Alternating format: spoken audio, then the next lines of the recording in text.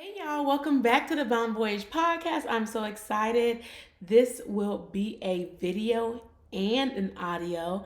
This will be on my YouTube channel, Talks with Leash. If you're listening to the audio and you want to see me talk about it, I have my Ghana shirt on. I got my Africa bracelet and my name, which in the Ghanaian culture, you have a name that correlates with the day. I was born Monday, so my name is Ajawa. So, I got some things I want to show y'all throughout this episode. But first, we are going to talk about how I prepare for it, what you need to take with you. Then I'm going to get into the days and everything like that and the whole experience. So, grab you some snacks, okay? If you're driving, turn it up. But if you're watching, grab you some stuff. I'm going to be looking at my phone just to, make sure that I have everything that I want to talk about. So first, I do want to say that I did take this group trip with Hues of Africa. Her name is Tiffany, and so I didn't plan anything. The itinerary was already out there, and I just went and showed up. Of course, I did a couple more things before that, but I just want to preference that, okay? So I went for Detty December. Previously, it was talking about the year of the return, but now it's known as people just go out there, party, have fun, and have a good time in Ghana, and that is what we did. So I was there, I would say roughly like 8 days. I guess it was 9 days, but with traveling, it takes a whole day to get there, and I got there late, so I only was like there for like a couple hours before the next day. And then I left as well, and it took a whole day to get back. I did do a layover in Amsterdam. I think that that was very easy. I was able to go out and, visit, like see the city in Amsterdam. That was really cool as well. So I got another passport stamp, period, okay? Because that's what we need to be getting. And yeah, that's also my vlog. I did a whole vlog on my YouTube channel that y'all can go watch as well. So those are just light plugs. Within the traveling, I flew Delta. You can fly many different ones. Delta was just what I flew because that's kind of what I knew and was most comfortable with. I didn't do basic day because I needed to stretch. Okay, so I did like the next one, which was like premium. That's just some insider stuff. It's like one person next to you. You have more leg room, and it just gives you like more space, especially like being on the flight for 8 hours. It took me from Atlanta to Amsterdam 8 hours, and then Amsterdam to Accra, which is in Ghana.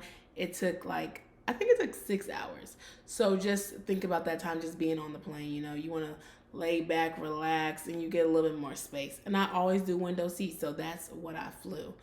If you have any questions that I didn't answer, please put them in the comments, and I'll be able to answer them as well. So I went to Ghana. The trip cost like $2,500. That didn't include my plane ticket or nothing like that. That just included all the activities, the hotel. We had a bus, we had a driver, we had a photographer, a videographer. So it was $2,500 US. And there's also payment plans if you want to do it as well. That's just who I went with. There's other prices that could be higher, other packages. It just all depends on who you go with, okay? So to prepare for the trip, woo child, let me tell you, you need to get a visa, a Ghanaian visa. They do it on arrival as well, but I didn't know until I got mine. So you have to do all this like paperwork, get together, the nitty gritty. But you need a visa and you need a yellow fever vaccination. Always when you go, to get vaccinations, so like they're like they recommend this, they recommend that. I did get a couple of the recommended ones. That's up to you. You don't have to. I am not your advisor, travel advisor, whatever, but I did get them just because, you can't really drink the water over there. There's different type of foods over there. You do need to get like malaria pills, and then you can also get diarrhea pills as well if you, if you get upset stomachs and different things like that. So that's kind of what I did to prepare.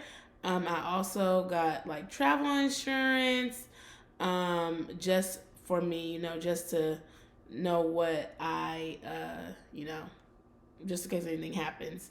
And also, you have to have a passport at least like 6 months, and you got to remember this because this happened to me. When you apply for your visa, it can either be a year are 5 years. But if your passport expires, they're not going to give you the full 5 years. So just think about that. But a single entry is like $60 and a multiple entry is $100.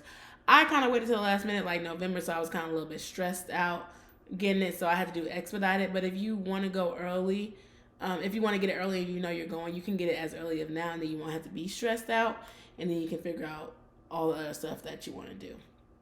So that's kind of like the preparation about it, what you need to pay up front.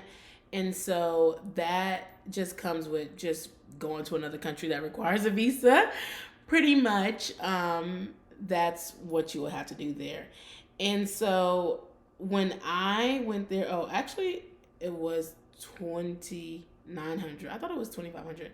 It was 2,900 actually. Oh, wrong price. So let me not quote it wrong. It was 2,900, not 2,500. I think I've been telling everybody 2,500. So I'm sorry if I told you 2,500, but it was 2,900. Okay. So when we got to Ghana, we had like a driver come and get us, and they took us to the hotel. Accra traffic, child, was interesting. And it is hot in Ghana. It is hot. It's like 90 degrees. So make sure you bring a fan with you. Make sure you have light clothing. Make sure if you want your hair to already be done, but you can't get your hair done over there if you want to. I just had regular braids because I didn't have time. So if you want to go on an extra day or something like that, if you are going on a trip or something like that, plan to get your hair done and then just come in a day early, because usually flights land at nighttime kind of, or like in the afternoon time. So yeah, that's kind of where my luck, went down, because baby, it was like $400 more to come earlier in that day. I was just like, no, I'm not going to do it. So there's that. So then the first day when we was in Ghana is when we went to do like a city tour of Ghana. So I thought that was really cool. We went to the like Black Star. We went to Independence Square, which it has all these different monuments. Some of these pictures are on my Instagram as well if you want to go check them out.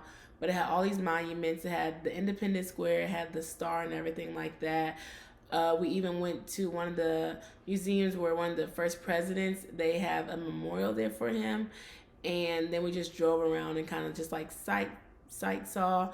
And then we went to Afrofuture. Afrofuture is kind of like Coachella, but African. So they playing Afro beats, they having music, they have food, they have everything out there. But I think people leave, but it can last up to like 5:00 in the morning. And so if you want to go to that, you probably want to go earlier than when I went, because we went like the last day. So I don't know how long it really lasts, but it would be the last day for us when we went. And so that was like December 27th is when I flew, and then I got to Ghana December 28th, because I said it took a whole day. So if you want to go to Afrofuture, you might want to go a little bit before, so you're not just there on the last day. Okay?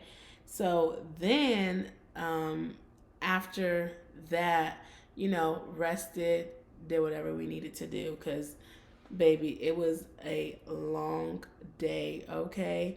Let me tell you. And we were getting up so early because we had all these things to do. So after that, we also went to the Makola market the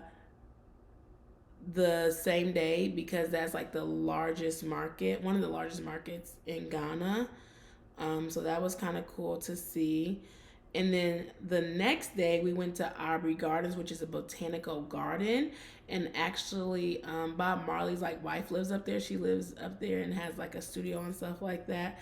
So it was botanical gardens. Like I'm not an outside girly, so I really wasn't really pressed about the botanical gardens, but it was a cool experience. And then we went ATV riding. It was so hilly, so scary. It was up, down, around. It was fun though. And then we went to go see a waterfall. So the waterfall was just like, I don't know if it's man-made or whatever. It was just like a cool waterfall to see. We had to walk. We had to walk through the dirt, the stairs, and everything. We were just walking out there, just going and just looking at it, So that is what we did on day 2. We went to all those 3 places, okay? It was a packed schedule. Do you hear me? The waterfalls was nice, and then I probably just slept. Okay, I just had to get some rest. So then the next day, we actually headed to Kumasi because I went to 3 different cities: Accra, Kumasi, and Cape Coast. From Accra to Kumasi was 5 hours. So we took a bus 5 hours. Then we went to the Mahai Palace Museum, and that is where the Ashanti, that's in the Ashanti region, and that's like the Ashanti Museum. So we went there, we learned about the kings and the queens and stuff like that, which was really cool. There was like some famous people that went there from America or whatever, and we just learned about the history, the culture, about the kings and queens, and everything that went into that. Then we tried KFC, and so that's on my vlog where we tried KFC. It was good, but the food was spicy. The chicken was spicy, and I'm not a spicy girl. The fries was kind of different, you know, so that was cool. And then we went to a place called Okomfa Anoki, which is a sword site, and the sword is really, really important in the Ghanaian culture. It's like a sword placed into this museum, and it only comes out so many times a year. So we went to go see that because clearly it didn't come out when we seen it when we was there. I meant. And then we went to we went to the hotel because that was New Year's Eve night. So we went to the hotel, we got dressed in Ghanaian culture. They do go to church, so we did go to church, and we just went to that as like a, you know, it's just like a Ghanaian thing to do, go to church and then you go party or whatever. So we went to the service, they was praising, they was preaching, they was doing all that, you know what I'm saying? And so then we went out, there was like a club next to us. We didn't really like club because we didn't know that people really don't go out that night. We know they go out the next day. We didn't know that till we got there. But so me and the group of ladies that was there, we just like drank, talked, but we had to get up early the next day, you know what I'm saying? So then we went to sleep. The next day was jammed packed as well. We took a batik class, and if you're not watching, so sad, you can go watch it, but we created this we like did this artistic thing where we had like a heat pad and we had different designs where we put it on a fabric. And so I'm showing the people on YouTube what I made. So this is what it looks like. It's like green and white tie-dye, and it has like a pattern and splashes all over it. If you want to see the behind the scenes, you can definitely check out my YouTube channel. But that's what we did there. And then we did a dancing class. We learned a traditional dance for our naming ceremony. And then we tried Ike's Cafe. And then we went to an orphanage. Like, that was a really, really busy, packed out day. We went to an orphanage where we met some kids that our tour guide partners with. I interviewed him as well too. His name is Kofi the Tourist. If y'all want to go watch that video after this video. We went there, like we gave them like money, we gave them food and different things like that, and we talked to them a little bit. It was really quick though. I was really tired because it was like 6 o'clock or 7 o'clock at night, but it was like a long day. As you seen, we did like 4 activities. So I would say that was like, woo, that was a long day. But it was a cool time to meet them and talk to them. It's really not an orphanage. It's really called a group home. But in Ghana, I guess, I don't know why they don't call it orphanage, but like anybody, the government does not help them. And so they get donations and stuff like that from people. So that's kind of like where they're looking for donations and stuff like that. If they find a kid, like if the government find a kid, they'll take them there because they know that it's there, but the government doesn't help. So I don't understand that, but that's not my battle to fight. But that is ultimately so sad. And so they have to apply for money different places, and it's like ages from like literally like infants all the way up to like 20 something. Like some people are in college there, but they age out as well too. So that was like really interesting to see all the kids there, and they're just like chatting, laughing. They are smart, y'all. These kids are so smart. I'm like, child science, engineering. We met a little girl at the batik class. She was like 4, and she knew how to write her name and everything. They go to school when they're 2 years old. Education is really, really important over there, and I think that's really cool and really something like different to see. Their colleges and everything like that, like they value education. Like, I mean, America says they value education, but like no, like they value education over there. So that was really cool to see. Then we went to sleep because the next day we had the naming ceremony. As I was saying earlier, in Ghanaian culture, the day you're born, you have a name given to you. So my name is Ajoa. So we were presented like in traditional wear. We had kente on, and they presented us these certificates with our name on them and like sashes or whatever. And so we kind of did our dance. We had a whole ceremony, which was a really cool experience. We got to meet the chief, and then there was some queens, I should say. Don't know if I'm saying that right, and kings, but they were there and they like welcomed us, greeted us, and yeah, it was really cool sentimental ceremony that was really fun and eye opening, and just like, oh, this is the culture. Like Kumasi is like very culture. Like that's where we got all our cultural activities and stuff. Because after that, we went to a cooking demonstration, and this lady, wonderful, nice lady, she made jollof rice for us and fufu. And it took about 3.5 hours for the jollof rice and the fufu, but it's okay. I got to pound the fufu. You can see it on my YouTube channel as well. And then she just told us everything that goes in jollof rice. Like everything is fresh over there. Like y'all, when I say fresh, like she went to the market that day. Like it is fresh food over there.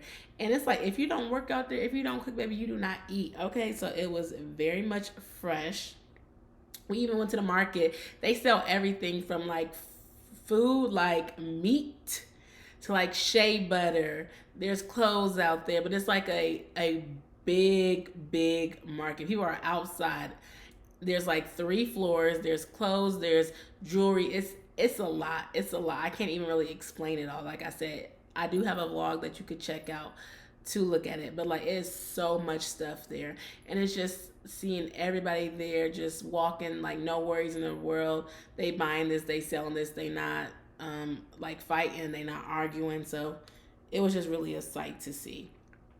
So then we got some homemade jollof rice and fufu. The fufu was spicy, a little bit more spicier, just the stuff. The jollof rice wasn't spicy because we asked her not to make it spicy, but you can make it spicy if you want to. I thought that was a really cool thing to just be welcome into the home. And she made jollof rice with hers. Her daughter was helping like make the food and stuff like that, and maybe her husband as well. So it was just like a family affair, which that was kind of cool. Then the next day we actually went to the slave site river. And that is where the slaves bathed. They walked from like Accra to Kumasi. I think that's 700 miles. So people were walking from there, and they didn't bathe. They didn't have no food. They didn't have anything. And this was their first bath. So this was kind of like an old, like to our ancestors, this was like a ceremony. So we got dressed up again, and we got like our face painted and our chest and arms. And they love white in this country, y'all. So we had on white, and we had like beads on, and we went and walked to the river site, and then we like signed our names on the site saying like we returned and stuff like that, like an ode to our ancestors who wasn't able to return, that wanted to return. That's kind of what that was in, like a spiritual moment and stuff like that. So that was really, really cool. That was kind of like, oh my goodness, like it's so surreal. Like when you hear this, I studied Pan African Studies in undergrad, so it was kind of like a full circle moment to me when you hear and you learn about Ghana and stuff like that. I learned about like the slave trade in general, like that. Like it's like, okay, you are mad, you are angry, but it's kind of like those feelings are kind of gone from me per se. It's like, I'm angry, how could this happen? Like when you hear what they had to walk, when you see over there like what they were doing, how they were capturing people, just inhumane to me. Like I just don't understand. And so it's like being there, and like knowing that the ancestors didn't know where they were going, didn't know what was happening, kind of just like makes you think like, how can someone do this? Like how can someone even think about this? Like it's just crazy to me. So yeah, that was that. It was definitely crazy. But then we went from Kumasi to Cape Coast. I think it wasn't the Accra to Kumasi. It was Kumasi to Cape Coast. That might be 700 miles. One of those two, but it was from Kumasi to Cape Coast. I think it was 700 miles. And so now we're in Cape Coast, and that's where the slave castles are and stuff like that. So we was at um, this beautiful hotel that was owned by a Portuguese person. So that's another conversation for another day.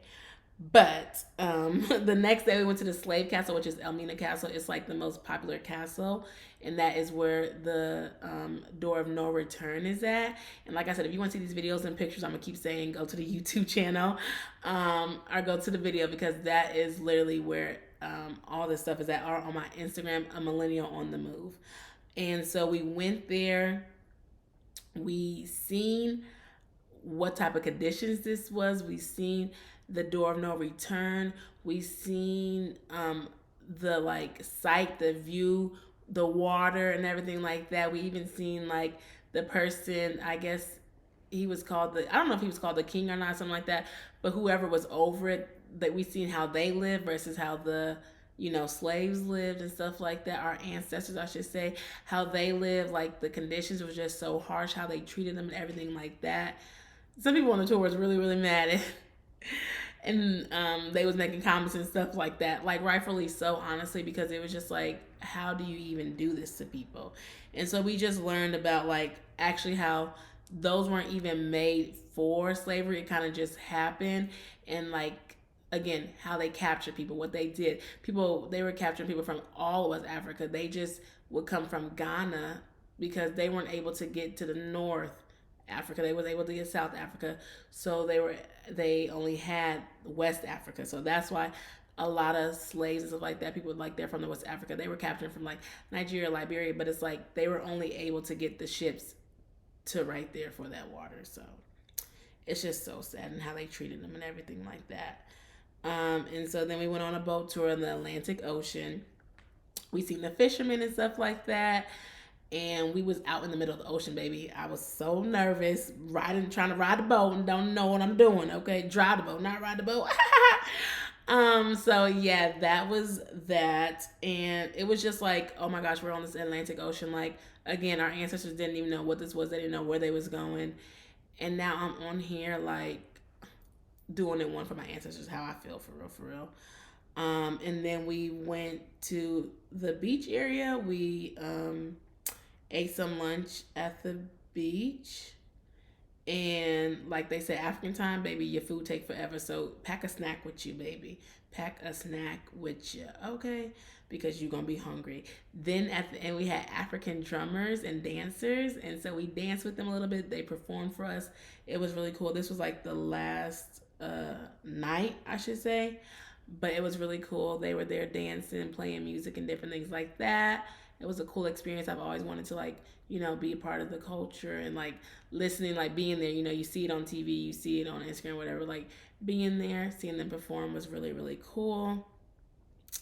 And then yeah, the next day we were leaving, but we ended up going to the beach again to see the water. Like we put our feet in the water and stuff like that. So that was cool. We went to one of the malls, but we had to drive back from Cape Coast all the way to Accra, which was like 5 hours or something like that. We went to the mall. They have all the stores and the shopping and stuff like that. And then we picked up our outfits that we had made at the beginning of the week. So if you want to go over there, you can get outfits made. You can get your own fabric and different things like that. All you need is a seamstress, and they will make outfits for you as well. And if you know somebody now, you can actually have them make outfits for you before you get there. And then when you get there, you can go and pick them up. So yeah, that's kind of the trip, I would say, in a nutshell. That was like every day of the activities that we did. And I would say definitely my favorite activities were the Slave River site, just seeing that, like I said, and going to the Slave Castle. I also enjoy Afrofuture, but I like the music. I like Afro beats and stuff like that. So if you're going to go over there, make sure you know some Afrobeat music, okay? Just not Davido, or however you say his name. But, just try to learn some more music so you can be singing out there, dancing and stuff like that with them. Um, and so I would also say to prepare, like I said, you need light clothing, you need fans, you need a sunscreen, you need bug spray. Like I said, it's like 90 degrees. There is like a canopy walk. I didn't do it, but so walking in Ghana, like if you go to waterfalls and stuff like that, like you do need tennis shoes, but you can also bring like sandals as well, just so you're comfortable, you know. And then I would say definitely pack your patience. But it also can be a soft life over there. Like if you were a tour guide or if you were somebody like they treat you well, they're nice, they're friendly, they help you out. You might not even have to carry your luggage to your hotel room. You know, they got it there for you and they are there to help you. So, yeah, I really just wanted to come and share my experience about Ghana the audio way, you know, not just the vlogging way. And I also am going to write a blog on it. So if you like to read, you know, check it out. And I will be inserting pictures as well. Oh, I would say also food. Like, so they have jollof rice, fufu, and stuff like that. We ate a lot of chicken. They have burgers, they have fries and stuff like that. But really, out for breakfast, I was eating pineapples, watermelon, fried fish is what they had, and eggs. So different places have different things. One place I went to, they did have jollof rice for breakfast. I was like, oh, okay. And then the other place we went was like a restaurant. It was like a buffet type of thing. Omelets is what I was eating for breakfast. I ate like omelets like every single day that I could. The omelets was good. They have pancakes and stuff, different things, but you know, like different food is different everywhere, you know. Like I like my pancakes with syrup. There wasn't really no syrup over there, you know. So I was like, let me get some omelets. They don't actually really have that much meat besides chicken and fish for the breakfast, I would say. And I didn't really eat lunch because baby, we ate breakfast and we was going for the whole day till the nighttime. So I don't really know about lunch per se, what they have, and then I would eat dinner like chicken again. So it was like chicken, fish, rice, chicken, fish, rice, and then KFC, you know, which was still chicken. So that is kind of what the food was like over there. Is what I would say. Didn't really party that much because baby, it was late nights, early mornings. So if I go again, I'll probably try to like party and stay different areas. But like I said, we went to 3 different cities, so it was like boom, boom, boom, boom, boom. Like it was so packed. Seen so much stuff. We seen the women over there. Baby, they was carrying everything on their heads and they back. Baby, the baby on the back, stuff on the head. Their hands was free, so that was really cool to see up in person because you see it but you don't really see it. So like the cultural norms are like definitely different. Like over here, that's I'm like capitalism, baby. I don't need no stroller. Put that baby on my back, okay? But yeah, so I think that was really interesting to see. But everybody was nice that I encountered. Nobody's really like rude or nasty or anything like that. They're helpful, but they also know like we're tourists. Like they know that we're American when we talk. So you know, it's kind of like, well, they already know I'm American. So I don't know whatever the preconceived notion is. They do speak English, but they also speak Tree. So I would say that that also is kind of like a language barrier is what I think about all the time. And so they have like accents with it, but like they can understand you. So like the language barrier isn't that bad, you know, as if you go to another country that's speaking French or Spanish or something like that. Spanish I'm still kind of fairly good at as well. But yeah, that would be kind of all the things that I would think about. So just making sure you prepare with your visas and stuff like that. Making sure you know that it's going to be hot whenever you go. Detty, December is hot. If you want to go June through August, that's like the rainy time. But if you're, I'm speaking on if you're going for Detty, December. We went to 3 cities. You might just want to stay in one city. I would probably suggest getting a tour guide unless you are going with a tour group. There's different groups or whatever to go with. So you can find those on Instagram and stuff like that. You know, like everybody's going to Ghana in December. So there's that. That would be another way to find it, just Detty December and seeing who's going, seeing what's happening because it's a popular thing now. So everybody's going to go back as well. So that is really my trip in a nutshell. I do want to show y'all what I got. Like I got a couple bags and stuff like that. So I do want to show y'all that. But other than that, that's really all I can think about. If I have like a part 2, I will let y'all know. But yeah, like I said, if you have any questions about my trip, definitely let me know and I will come back and answer those questions. So yeah, I got a flag. Everywhere I go, I get a flag. So I got a Ghana flag. The star in the middle is the black star. So black people, we are stars wherever we go. Remember that.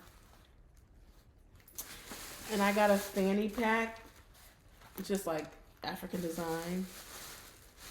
And then a magnet. And then I got this cute bag. Cute kente bag. So, yes, that is what I got. And I got bracelets for my family and stuff like that as well for their day of the names.